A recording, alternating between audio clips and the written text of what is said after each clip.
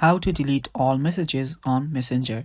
Hello guys, this is Atticus and welcome back to another tutorial video. In today's video, I'll teach you guys how you can delete all of your messages on Messenger at once. Now, you might want to do this due to various reasons such as your privacy reasons, or you just don't want messages in your inbox anymore. So if you want to delete those messages, this is how you do it. First of all, head over to your Messenger app. Make sure that you're logged into your account, and after you do so, you will see all of your chats. Now here, if you want to delete a chat, what you'll need to do is simply head over to your messages, then tap on the name of the person.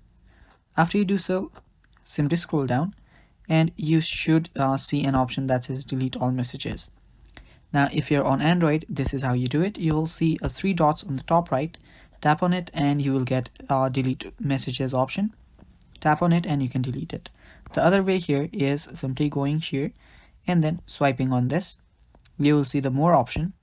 Tap on more and you will see the delete option. Tap on delete and delete the entire conversation. Now you can do this again. Let me show you how to do that. Simply swipe, tap on more and delete.